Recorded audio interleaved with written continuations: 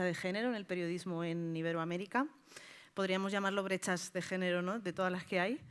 Pero para esto nos acompaña Ana Sofieto, que es directora de programas para América Latina en MDIF. Ana fue también jefa de producto en el Grupo Octubre, un grupo de medios en Argentina. Y fue, entre otras muchas cosas, también cofundadora de Medias Chicas, una ONG que se encarga de batallar contra la brecha de género online, en el mundo online. Y así yo, para empezar, Ana, bueno, quería hacer un poquito de balance. Sabemos que el periodismo no escapa a las lógicas de género que se dan en el resto de la sociedad, e incluso que con sus particularidades puede reproducirlas o agravarlas en según qué ámbitos. Y en este sentido, la igualdad de género plena es todavía un reto y todavía una asignatura pendiente, ¿no?, en el panorama mediático. Pero es verdad que hemos cambiado y que el mapa periodístico que tenemos actualmente en cuestión de género no es el mismo que teníamos hace 20 años ni hace 10, ¿no? Y en este sentido yo sí me parecía interesante traer y empezar con lo que ocurrió en el año 2018-2019, en concreto en el contexto español, fue en esos años, ¿no?, con las huelgas feministas que hubo a nivel global y que en España tuvieron mucho peso y a las que de alguna manera las periodistas y las trabajadoras de los medios de comunicación también se sumaron, ¿no? En España hubo un manifiesto que se llamó Las periodistas paramos, que se lanzó en 2018, que de algún modo venía a ser una reacción desde dentro de las propias redacciones, ¿no?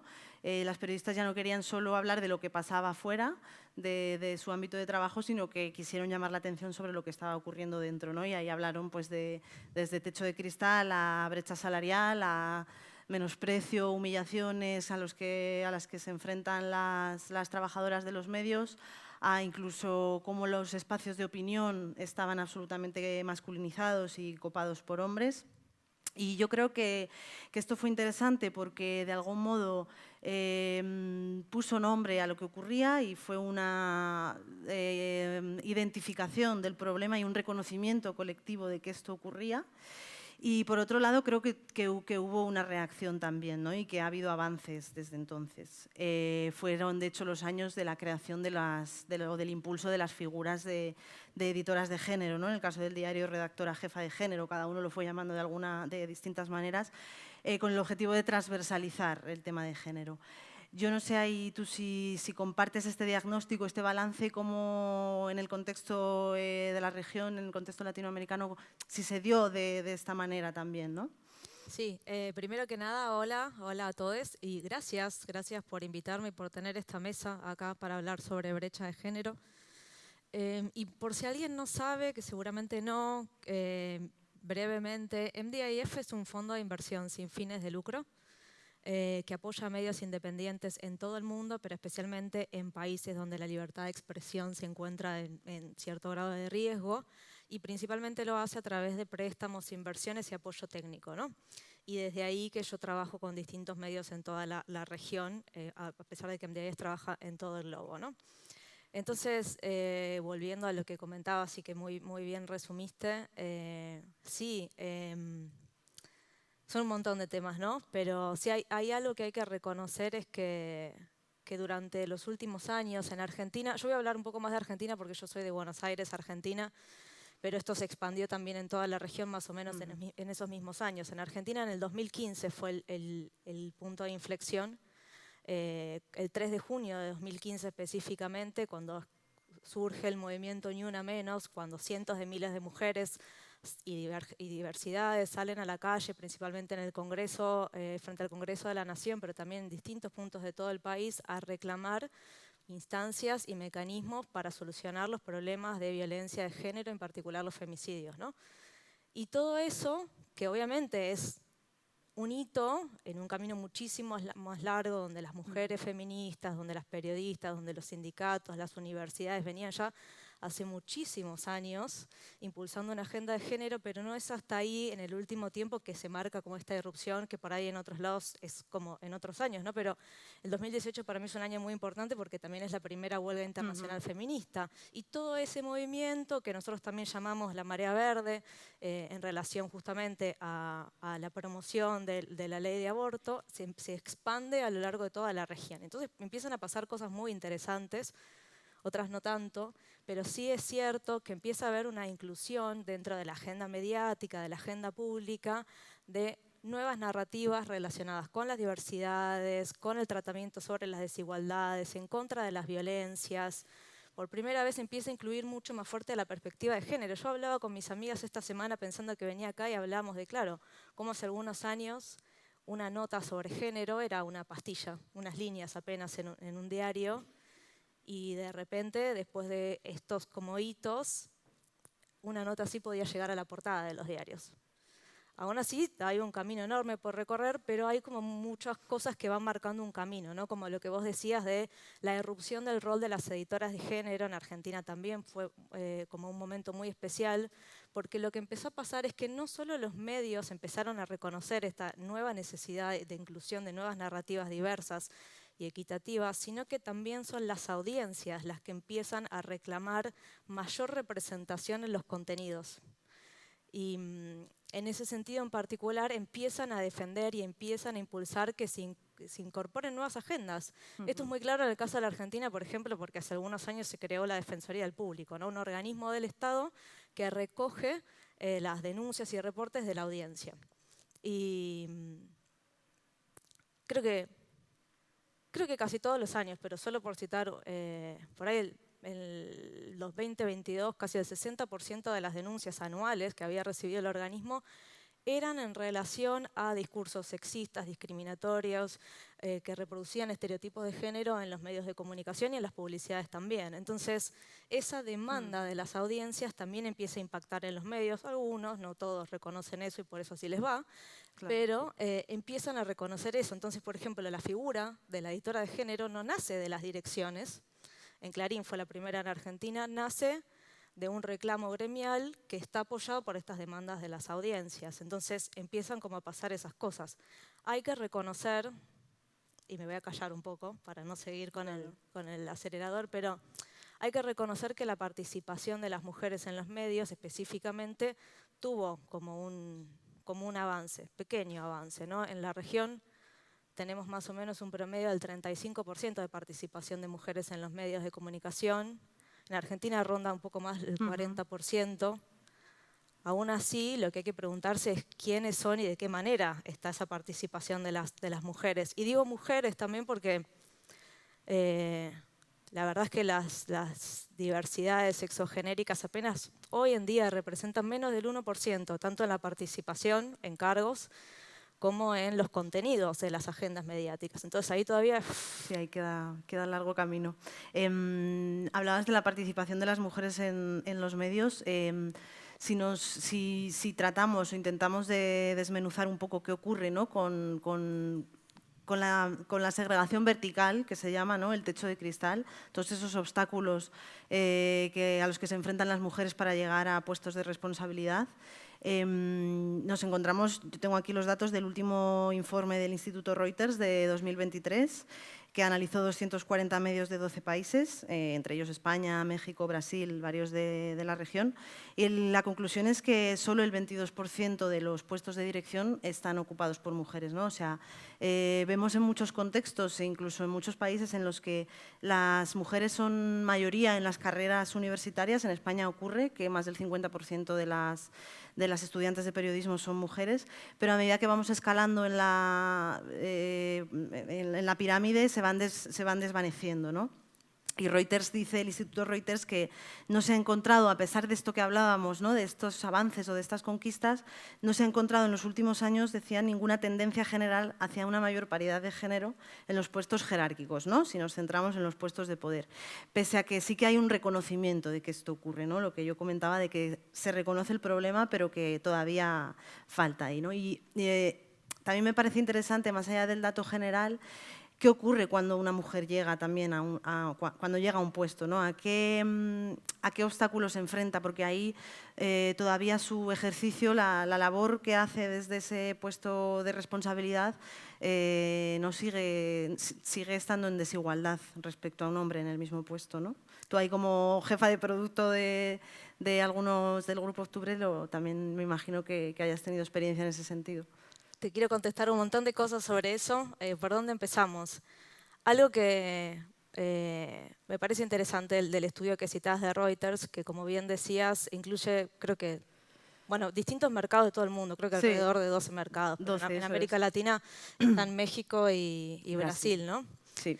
Claro, y cuando uno habla de porcentajes, los porcentajes a veces son un poco mentirosos, porque son promedios, ¿no? En el caso de América Latina, estamos muy lejos de ese 21-22% que identifican a nivel global, porque no me acuerdo los números específicos, pero tanto en Brasil como en México el porcentaje es menos del 10%. Creo que en un caso es uno en 6 y en otro 8. En México es el 5 y en Brasil el 13. Mandaba más o menos Pero por ahí, sí, digo, y son total. tendencias que van a la baja. Sí, sí.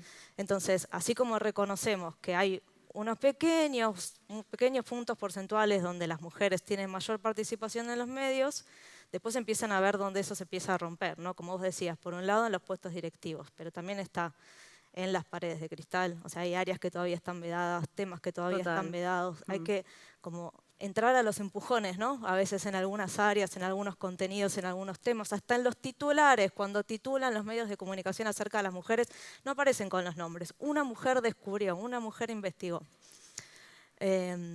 Específicamente en la parte de los roles de liderazgo, sí, hay como varias cosas también. Hay una cosa que me parece muy importante resaltar acá, que también pasa como que se esconden los porcentajes, que es una cosa son los medios tradicionales, que son eminentemente patriarcales, tremendamente machistas, y otra cosa es el escenario de medios emprendedores digitales que empiezan a trazar nuevas condiciones. La Sí, mesa en la que estábamos que ya recién venían desde un inicio con, al menos editorialmente, este tema puesto como intención, ¿no?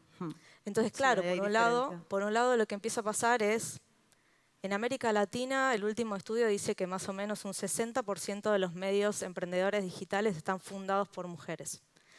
Entonces acá me parece que hay algo que es muy clave, que es no solo las mujeres empiezan a acceder a otros puestos directivos con todo lo que eso conlleva, y que me gustaría hablar de eso también, es que en ese tipo de medios empiezan a aparecer más mujeres fundadoras. Y ahí cuando hablamos de fundación hablamos de propiedad de los medios, que no es menor. En el caso de Argentina, todos los grandes medios de comunicación tradicionales, sus dueños son varones. Y las pocas mujeres que hay, contadas con los dedos de las manos, tienen una relación directa, familiar con los dueños de esos medios. Entonces, que las mujeres empiecen a ser dueñas de los medios, empieza a poner otras cosas en discusión. Pero sí, seguro desde ya que cuando las mujeres, no importa el tipo de medio, las mujeres y las diversidades empiezan a llegar a los puestos de dirección, se encuentran con un montón de barreras. Vos decías, bueno, mi último puesto era de jefa de producto en el Grupo Octubre, ¿no? Yo tuve ese puesto durante un montón de años. Empecé ese puesto siendo responsable de un par de medios. Terminé siendo responsable de todos los medios. ¿El cargo cambió? No. ¿Y por qué no cambió? Porque no había muchos roles adentro de la organización con un nivel de dirección tan transversal. Entonces, si otras personas, eminentemente varones, no los tenían, ¿por qué una mujer lo iba a tener? Hay un montón de cosas y por eso también se llama techo de cristal y paredes de cristal, porque no son explícitos. Entonces, y por eso hablamos como de los empujones, porque hay que pedir un poco de permiso, un poco de golpe y ahí como hacerse lugar. Y después hay un montón de prácticas chiquititas, cotidianas, micro, que tienen que ver con que te hablen encima, que te den un rol pero no te den financiamiento. Es lo que pasa con las editoras de género. Las editoras de género, si bien cumplen un rol enorme en sus trabajos, por otro lado, si no tienen apoyo de la dirección del medio, si no tienen financiamiento, Sí, será el difícil margen de acción se se hace... reduce, ¿no? Sí. Me parecía interesante lo que comentabas de las paredes de cristal, ¿no? Que vendría a ser como una segregación horizontal, no tanto la de llegar a puestos jerárquicos. Y ahí es que es verdad, ¿no? Yo creo que cada vez que va cambiando, ¿no? Pero al final, si tú miras quién hace qué temas, es verdad que las mujeres todavía seguimos muy instaladas en sociedad, cultura, ¿no? Según qué temas que siempre además han sido considerados temas blandos, menos importantes, ¿no? De algún modo, que creo que eso también está cambiando bastante, ¿no? La consideración de qué es lo importante. Yo creo que ahí hay socialmente bueno, se quiere dar una vuelta a eso y se está dando una vuelta a eso, pero la voz, al final, la voz política, económica, en tecnología, que vienes tú también de la tecnología, sigue siendo masculina, ¿no? Y imagino que eso también se refleja, no sé si a la hora del tema de asignación de recursos, que tú también comentabas ahora, de financiación, ¿no? Porque yo no sé, comentábamos antes en el café, sí que ves diferencias a la hora de trabajar desde MEDEIF con mujeres o con hombres, diferencias a la hora de solicitar la financiación, ¿no? ¿Cómo es esa brecha que tú ves desde ahí? Sí, un montón de cosas también. Hay algo que vos mencionás, ¿no? De las barreras horizontales, las paredes de Paredes cristal. de cristal, ¿no? Y que uno celebra, ¿no? Tener discusiones sobre género y todos los avances que hay porque no son menores. Pero la verdad es que tener que discutir que los hombres y las mujeres, las diversidades, las identidades de género con las que uno se autoperciba, tienen igualdad de condiciones para ejercer su profesión, es un poco, ¿no? Como, busquen la palabra que quieran. Entonces, y por supuesto que hay algunas limitaciones que tienen que ver con el sistema capitalista y con la forma en que vivimos, que tienen que ver con específicamente la desigual división sexual del trabajo, Claro. que hace que las mujeres estemos siempre a cargo de las tareas reproductivas, las tareas de cuidado y demás, que hacen que o las mujeres posterguen su maternidad o posterguen su profesión. En cualquiera de los dos casos, perdiendo. Entonces, eso por un lado. Pero hay algo interesante que, ya que traes lo de MDIF, que a mí me parece como muy rico para pensar para adelante y que también salió en la mesa de recién, que tiene que ver con el financiamiento y cómo, si a las mujeres a veces nos cuesta llegar a algunos puestos, el universo digital, voy a decir algo obvio, pero al tener barreras de entrada más bajas hace que puedan aparecer nuevos medios que empiecen a disputar los sentidos, las representaciones sociales y los modos de conducir y gestionar los medios de comunicación. Ahora, para eso también necesitamos un poco de ayuda, necesitamos formación, necesitamos, en el caso, voy a hablar acá como Argentina, pero en Argentina hablar de dinero es algo como tremendamente tabú. Entonces, imagínense encima para las mujeres que apenas hay una que otra clase de género en las universidades, y no porque las militantes y las activistas feministas no lo hagan, porque lo hacen y lo hacen ad honorem, sino porque cuesta todavía cambiar las currículas. Imagínense si hay acaso formación sobre dinero, sobre gestión, sobre gerenciamiento, no lo hay. Entonces, eso nos pone en una situación como mucho más desigual a la hora de gestionar. Y a la hora de hablar de dinero y pedir financiamiento, eso se nota de alguna manera en las conversaciones que uno tiene. Esto es una experiencia re personal, ni siquiera lo voy a decir a nombre de MDIF, pero cuando uno habla con hombres acerca de posibles financiamientos, hay como una cosa de, bueno, vos que sos la coordinadora de no sé qué, necesito tanta plata, necesito tantos miles de dólares. Súper fácil, ¿no? Ahora, cuando uno se sienta con alguna persona o mujer o de un colectivo de la diversidad, etcétera, etcétera, la primera pregunta, es una pregunta primero siempre, es ¿y qué pasa si yo no puedo pagar? Sí, que se plantean más allá. ¿Y ¿no? qué pasa si yo?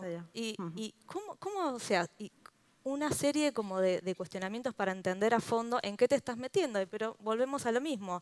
Hay una cuestión acá de cómo las mujeres tradicionalmente estamos asociadas a ciertos roles de cuidado, y no solo eso, sino que siempre nos queda la responsabilidad del dinero.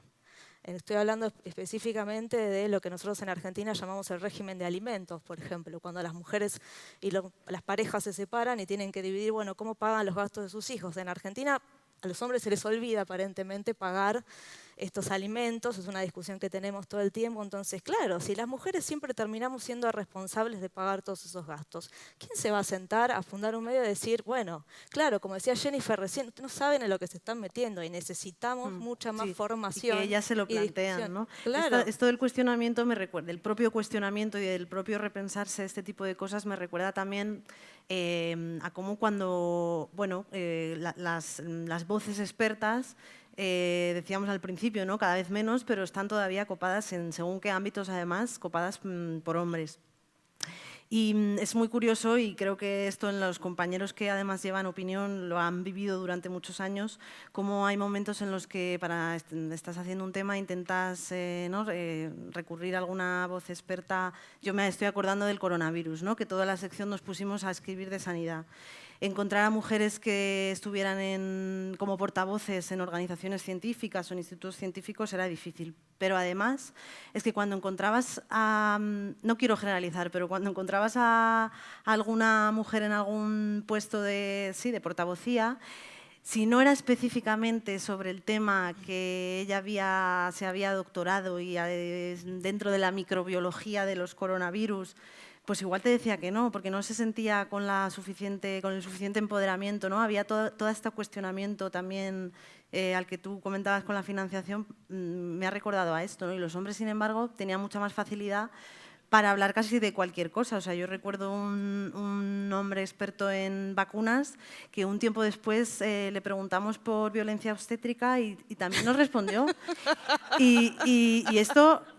Y le preguntabas a una mujer, pues esto, por algo muy relacionado con su objeto de estudio, y si no era específicamente del virus que tal, se sentía como con mucha menos capacidad de responder, ¿no? Y de aparecer como experta en el artículo. Eso que vos decís es tal cual y es triste, ¿no? Porque tiene que ver con que a las mujeres y a las diversidades sexogenéricas se les exige un nivel de perfección mucho más alto que la impunidad que tienen algunos hombres para salir a hablar de cualquier cosa y después, bueno, ¿no? No piensan tanto en esas consecuencias como cuando tú comentas, ¿no? Al nivel de pedir la financiación, sí. Sí, estaba pensando justo también en un caso, por ejemplo, porque ¿qué pasa? Cuando las mujeres se animan y esto creo que salió un poco en la mesa anterior, ¿no? Cuando las mujeres y las distintas diversidades se animan a disputar algunos espacios, ya sean horizontales, verticales, roles de liderazgo o incluso salir a opinar. Hoy miraba, hace un rato estaba mirando con el celular las portadas de los principales diarios de Argentina, Clarín, La Nación, Página 12. Todos con sus columnas de opinión, acá acaba de ganar Milei y todo. Bueno, allá asumió, yo todavía tengo una negación. Y claro, 5 o 6 notas de columna de opinión en cada una de las portadas. Solamente uno de los diarios tenía una columna firmada por una mujer. Estamos hablando de 15, 16, 17 notas, 20 notas. Una columna de opinión firmada por una mujer. Entonces, el impacto de eso es enorme. Y la presión por tener que cumplir como ciertos estándares de todo tipo, porque intelectuales y también físicos. Estéticos, yo también lo iba a decir, claro, ¿no? Que entonces, es una presión que a veces no se nombra, pero ciertamente yo creo que tiene mucho peso también, ¿no? Y exponerte a eso después te expone a un nivel de violencia que, sí, todas las personas están expuestas a violencia y acoso digital, pero en el caso de las mujeres y las diversidades, esa violencia está además atravesada por una capa extra que tiene que ver con la discriminación, los estereotipos de género, la hipersexualización de los cuerpos. Perdón por ser explícita, pero en general el comentario en Twitter es te vamos a violar y te vamos a matar. En la mayoría de países latinoamericanos matan a una mujer cada 30 horas, entonces no estamos hablando de una amenaza y nada más.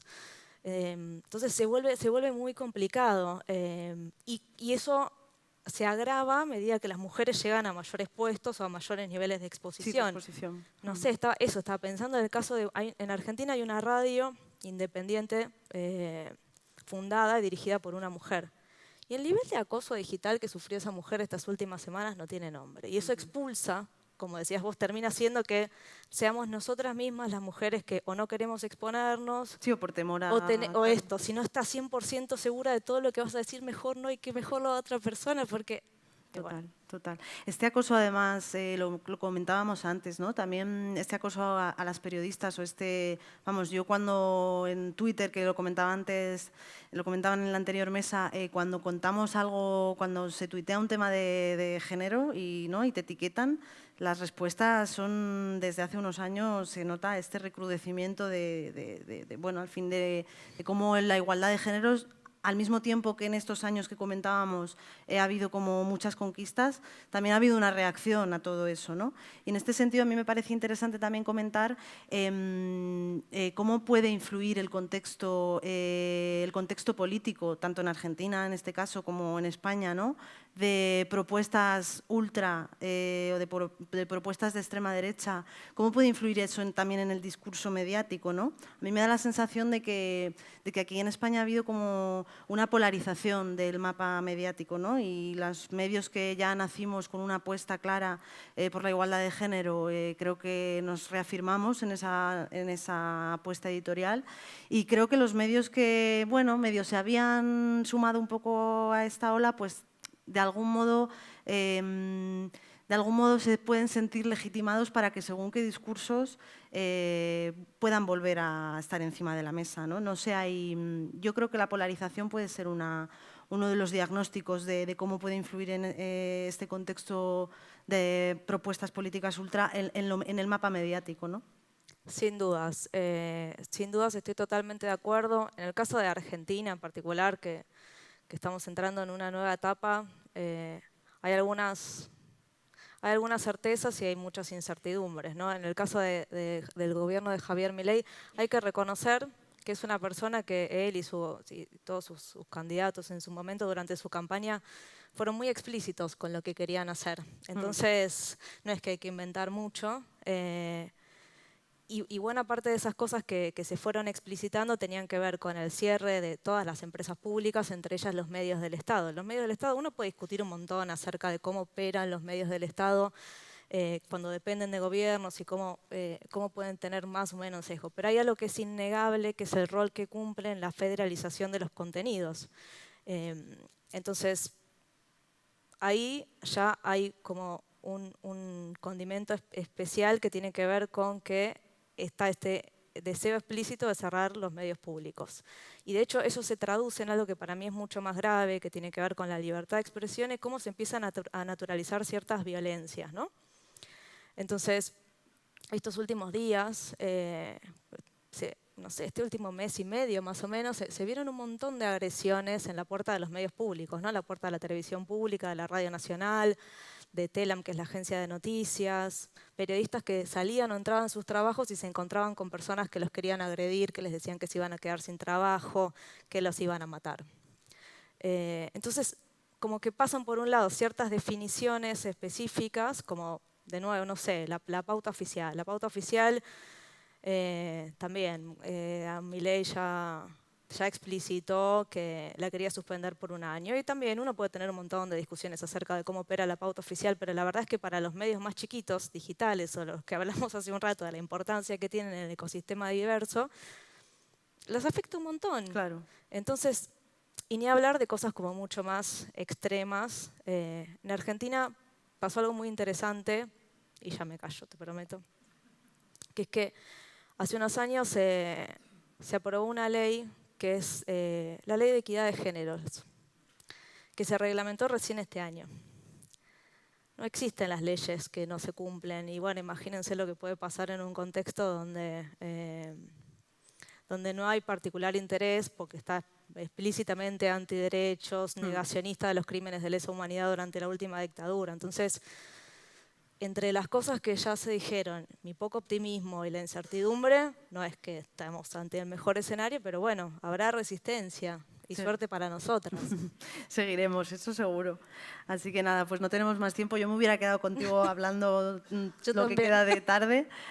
Nada, y con esto cerramos. Ana, muchísimas gracias. No, gracias a vos. Ha sido un placer y os dejamos con la entrevista de Gumersindo Lafuente al periodista Martín Caparrós y muchas gracias.